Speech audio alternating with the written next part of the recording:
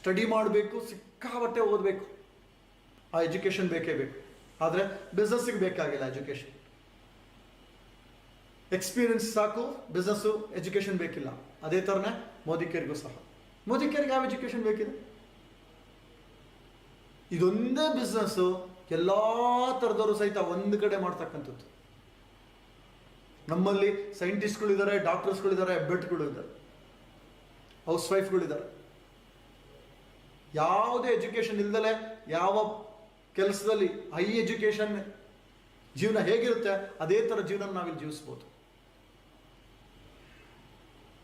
ಹಾಗೆ next early retirement. Early retirement ಅಂದ್ರೇನು? ಬೇಗ, ಎಷ್ಟು ಬೇಕಾಗುತ್ತೋ ಅಷ್ಟು ಬೇಗ ನಾನು ಮಾಡ್ಬೋದು. ಈಗ ನಾವೇನಿಲ್ಲಿ ನೋಡ್ತಿದ್ದೀವಿ ಇವೆಲ್ಲವೂ ಸಹಿತ ಇಟ್ಸ್ ಅನ್ ಆಪ್ಷನಲ್ಸ್. ನನಗೇನು ಬೇಕು ಅದ್ರ ಪ್ರಕಾರ ನನ್ನ ಜಾಬ್ ಅಥವಾ ಬಿಸ್ನೆಸ್ ಅಲ್ಲಿ ಇದೆಯಾ ಅಂತ. ಆ ಜಾಬು ಬಿಸ್ನೆಸ್ ಸರಿ ಇಲ್ಲ ಅಂತ ಹೇಳ್ತಾ ಇಲ್ಲ ಅದು. ನಾನಿಲ್ಲಿ ನನ್ನ ಫುಲ್ಫಿಲ್ಮೆಂಟ್, ನನಗೆ ಬೇಕಾಗಿರೋದಕ್ಕೆ ಫುಲ್ಫಿಲ್ಮೆಂಟ್ ಮಾಡ್ತಿದ್ಯಾ ಅಷ್ಟೇ ನಾನು ನೋಡ್ಬೇಕಾಗಿರೋದು. ನನ್ನ ಡ್ರೀಮಿಗೆ ನನಗಿದು ಯಾವುದು ಬೇಡ ಅಂದ್ರೆ ಜಾಬ್ ಇಸ್ ದಿ ಸೂಪರ್. ನನಗಿದು ಯಾವುದು ಬೇಡ ಅಂದ್ರೆ ನನಗೇನಪ್ಪ, ನಾನು ಪಾಡಿ ನಾನು ಆರಾಮ ಅಂಗಡಿಲಿ ಇರ್ತೀನಿ, ನನಗೆ ಎಷ್ಟಾಗುತ್ತೋ ಅಷ್ಟಾಗಲಿ, ನನಗೆ ಅಂಥವ್ರಿಗೆ ಖಂಡಿತ ನಾನು ಹೇಳ್ತೀನಿ ದಟ್ ಇಸ್ ಸೂಪರ್. ನಾನು ಯಾರಿಗೆ ಇವೆಲ್ಲವೂ ಬೇಕೋ ಅವ್ರಿಗೆ ಮಾತ್ರ ನಾನು ಹೇಳ್ತಾ ಇರೋದು. ಫಸ್ಟ್ ನನ್ನ ಅಗೈನ್ ರಿಮೈಂಡ್ ಮಾಡ್ತೀನಿ, ಯಾರಿಗೆ ಇವೆಲ್ಲ ಬೇಕೋ ಅವ್ರು ಮಾತ್ರ ಈ ಥರ ನೋಡ್ತಾ ಬನ್ನಿ. ಎಸ್, ಈಗ ಅರ್ಲಿ ರಿಟೈರ್ಮೆಂಟ್. ಜಾಬಲ್ಲಿ ರಿಟೈರ್ಮೆಂಟ್ ಎಷ್ಟು? 58 ವರ್ಷ, 60 ವರ್ಷ ರಿಟೈರ್ಡ್. ಇವತ್ತು ಎಷ್ಟೋ ಜನ ಅಲ್ಲೂ ಸಹಿತ ರಿಟೈರ್ಡ್ ಆಗಕ್ಕೆ ಇಷ್ಟಪಡ್ತಿಲ್ಲ ಆಗಲೇ. ಯಾಕೆಂದ್ರೆ ರಿಟೈರ್ಮೆಂಟಲ್ಲ ಇನ್ಕಮ್ ಡ್ರಾಪ್ ಆಗುತ್ತಲ್ಲ. ರಿಟೈರ್ಮೆಂಟ್ ಆಗೋದು ಬೇಡ, ನನಗೆ ಇನ್ನೊಂದು ಕೆಲಸ ಕೊಡಿ, ಇನ್ನೊಂದು ಕೆಲಸ ಕೊಡಿ ಅಂತ. ರಿಟೈರ್ಡ್ ಆದ್ಮೇಲೂ ಸಹಿತ ಅದೇ ಕೆಲಸನ ಅರ್ಧ ಸ್ಯಾಲ್ರಿ ಮಾಡೋರು ಇದ್ದಾರೆ ಎಷ್ಟೋ ಜನ. Yes or no? ಅಲ್ಲೂ ಸಹ ಅರ್ಲಿ ರಿಟೈರ್ಮೆಂಟ್ ಚಾನ್ಸೇ ಇಲ್ಲ. ಆ್ಯಂಡ್ ಬಿಸ್ನೆಸ್ಸಲ್ಲೂ ಇಲ್ಲ. Business is a lifelong journey. ಎಷ್ಟೋ ಜನಗಳಿಗೆ ಅಪ್ಪ ಮಕ್ಕಳಿಗೆ ನನ್ನ ಬಿಸ್ನೆಸ್ನ ಚೆನ್ನಾಗಿ ನೋಡ್ಕೊಂಡು ಹೋಗ್ಬೇಕು ಮಗನ, ನಾನು ಸಾಯೋ ತನಕನೂ ಅಂಗಡಿನಲ್ಲೇ ಇರ್ತೀನಿ ನಾನು. ಯಾಕೆಂದ್ರೆ ನನಗೆ ರಿಟೈರ್ಮೆಂಟ್ ಇಲ್ಲವೇ ಇಲ್ಲ. ನಾನು ಏನೇ ಮಾಡಿದರೂ ಸಹಿತ ನಾನು ಮಾಡ್ತಾನೆ ಇರಬೇಕು. ನನಗೆ ಯಾವುದೇ ಒಂದು ರಿಟೈರ್ಮೆಂಟ್ ಇಲ್ಲ ಅಲ್ಲಿ. ನನ್ನ ಕಂಪ್ಲೀಟ್ ಲೈಫು ಬಿಸಿ ಆ್ಯಕ್ಷನಲ್ಲಿ ಇರಲೇಬೇಕು. ನಾನಲ್ಲಿ ಇಲ್ಲ ಅಂದರೆ ಬಿಸ್ನೆಸ್ ನಡೆಯಲ್ಲ. ಎಷ್ಟು ಇರುತ್ತೆ ನಮಗೆ ಎನರ್ಜಿ, ಎಷ್ಟು ಶಕ್ತಿ ಇರುತ್ತೆ ನಮಗೆ, ಆ ಶಕ್ತಿ ಎಲ್ಲಿ ತನಕ ಮಾಡೋಕ್ಕೆ ಸಾಧ್ಯ? ಎನರ್ಜಿ ಇರೋ ಟೈಮಲ್ಲಿ ಕೆಲಸ ಮಾಡಿ ಎಷ್ಟು ಬೇಗ ರಿಟೈರ್ಡ್ ಆದರೆ ಒಳ್ಳೇದಲ್ವಾ? ಅದು ಸಾಧ್ಯತೆ ಇದೆಯಾ? No chance. ಬಟ್ ಮೋದಿ ಕೇರ್ಲಿ ಎಸ್, early retirement. You can choose your retirement.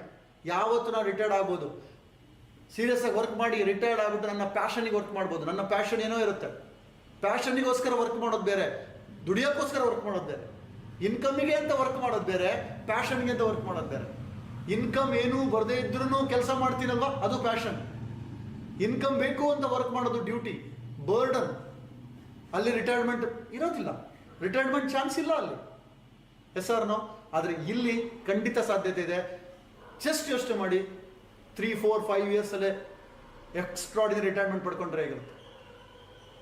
Maximum 5-10 years. ಇನ್ನೂ ನನಗೆ ಎಕ್ಸ್ಟ್ರಾ ಇನ್ಕಮ್ ಬೇಕು ಅಂದರೆ ಯಾಕೆ ಇಟ್ಸ್ ಅಪ್ ಟು ಯು. ನಿಮಗೆ ಎಷ್ಟು ಇನ್ಕಮ್ ಬೇಕೋ ಅಷ್ಟು ಅರ್ನ್ ಮಾಡಿಬಿಟ್ಟು ರಿಟೈರ್ಡ್ ಆಗಿ, ಅದು ಸಾಧ್ಯತೆ ಇದೆಯಲ್ಲ ಇಲ್ಲಿ. ಹಾಗೆ ನೆಕ್ಸ್ಟ್ ಪಾಯಿಂಟ್ ಬಂದ್ಬಿಟ್ಟು ಪಾರ್ಟ್ ಟೈಮ್.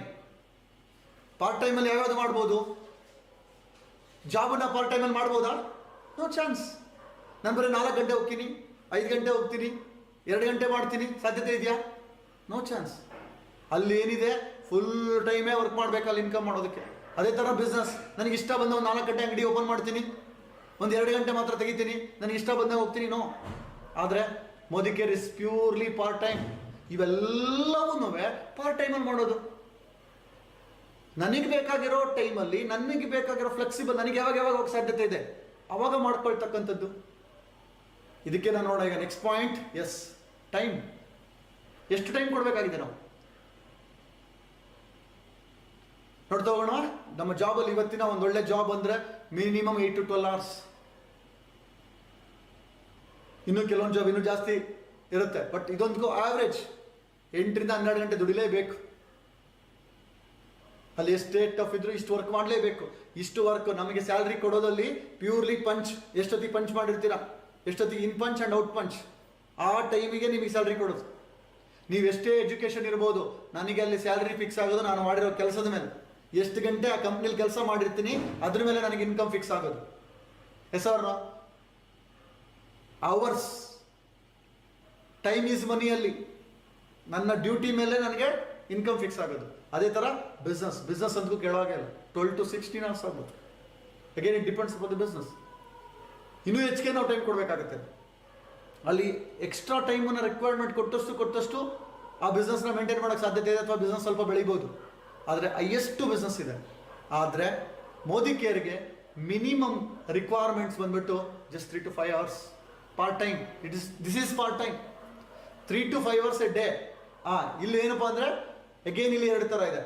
ಒಂದು 3 to 5 hours ಇಂದ ಸ್ಟಾರ್ಟ್ ಮಾಡಿ ಅದನ್ನು ಇಂಟೆನ್ಸಿವ್ ಆಗಿ ಮಾಡಬೇಕಷ್ಟೆ. ಕೆಲವರು 3 to 5 hours ಸುಮ್ಮನೆ ಕಾಲ ಕಳೀತಾ ಇರ್ತಾರೆ, ಅದು ವರ್ಕ್ ಆಗಲ್ಲ. ಇಂಟೆನ್ಸಿವ್ ಆಗಿ 3 to 5 hours ಪರ್ ಡೇ ನೀವು ಮಾಡಿದ್ದೆ ಆದರೆ ಯಾವುದು ಟೈಮ್ ಇದು?